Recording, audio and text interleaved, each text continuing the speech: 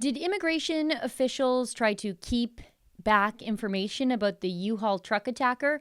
Today, I'll show you the exclusive documents we have that show bureaucrats trying to keep a tight stranglehold on facts and failing miserably. Rebel News has just received 249 exclusive access to information documents about convicted attempted murderer Abdulahi Hassan Sharif. We got those documents from Immigration, Refugees, and Citizenship Canada. Back at the end of September 2017, Sharif went on a rampage in Edmonton outside of an Eskimos football game, first striking a police officer with his car before stabbing that cop multiple times. Sharif then commandeered a rental truck and ran over 4 more pedestrians. The flag of the terrorist group ISIS was found in the rental truck on the scene by police. Sharif was convicted of 5 counts of attempted murder just recently, but inexplicably, he was never charged with terrorism-related offenses in the first place.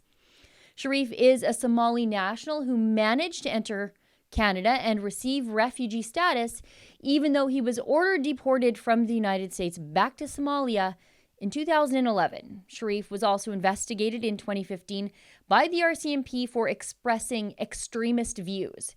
So in the wake of Sharif's 2017 arrest, we asked Immigration, Refugees, and Citizenship Canada for any communications they had about Sharif.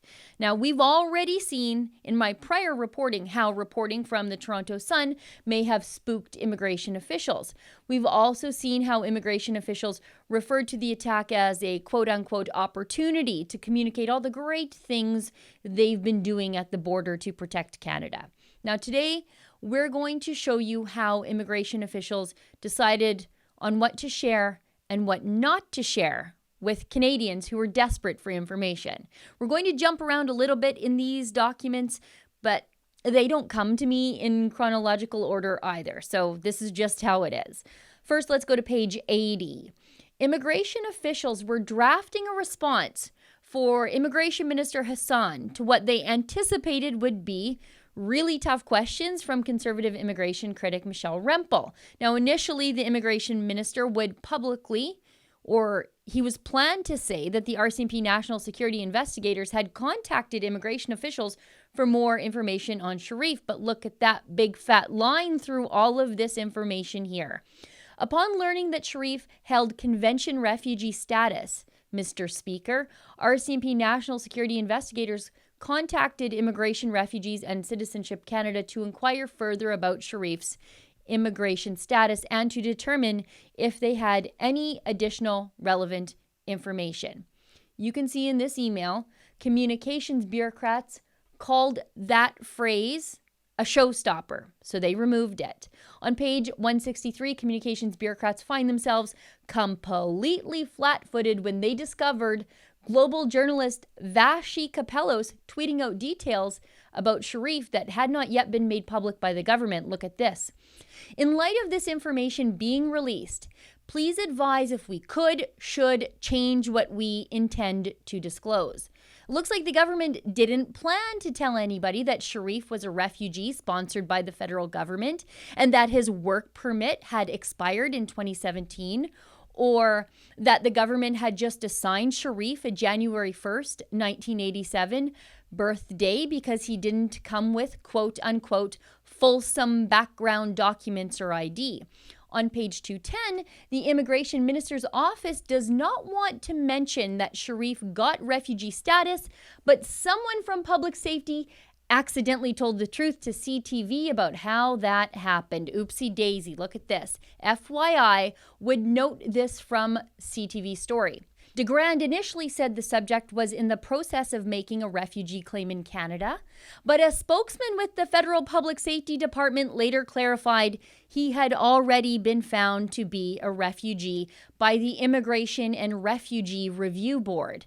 Now, from what I can see in the remainder of these documents, it looks a lot like the official narrative was to protect the Immigration Ministry from their responsibilities in allowing Abdulahi Hassan Sharif into the country in the first place, even if it meant throwing the Canadian Border Services Agency under the bus for things that weren't their responsibilities at the time. On page 33, this is an internal key messaging document prepared to address any questions that could come up at an immigration committee hearing on Sharif. Look at this. We can tell you that the individual made a refugee claim at a port of entry in early 2012 and was granted refugee status by the Immigration and Refugee Board in Canada later in 2012. The individual is neither a resettled refugee nor a permanent resident. Security screening processes. All adult refugee claimants, be they be at the border, airport, or inland, undergo security screening, including photographs, fingerprint checks, and the initiation of security and criminality checks. CBSA works with the IRCC as well as Canadian law enforcement agencies to screen all adult refugee claimants. Okay, so it looks like immigration is pointing to the Canadian Border Services Agency as being the people responsible for screening Sharif at the border in 2011. But the devil is in the details. Look at this on the last page. Background on security screening not for release, meaning this may not have been made public unless somebody really dug down on when the changes in the current legislation happened. The CBSA became responsible for the security screening of adult refugee claimants after refugee reform coming into enforce on the Balanced Refugee Reform Act, Bill C-11 on December 15th, 2011, meaning that despite this prepared talking point document that someone would testify to in front of the Immigration Committee, the CBSA did not screen Sharif because it wasn't their job to do it at the time. So who dropped the ball here? Immigration officials? On page 60, we get even more precise information on Sharif. The individual who was arrested, Sharif, made his asylum claim in January 2012 and received protected person status in November 2012. So that's a full month before the CBSA was made responsible for security screening. I have one last interesting thing to show you from these documents. Sharif was indeed considered a terrorist, at least according to the RCMP, on page 206. Look at the phrase the RCMP uses to describe what Sharif did. RCMP HQ said the RCMP and its partners are actively investigating a terrorist incident that occurred in Edmonton, and regional RCMP said, "Our sympathies go out to anyone in Edmonton affected by this terrorist incident." For Rebel News, I'm Sheila Gunn Reid. One of the best ways to support the accountability journalism that we do here at Rebel News gets you a little something in return. You get to treat yourself to a Rebel Premium subscription, and we get your financial support. Just go to premium.rebelnews.com to get yourself that premium subscription and get access to all of our premium content, including my own paywalled show, The Gun Show.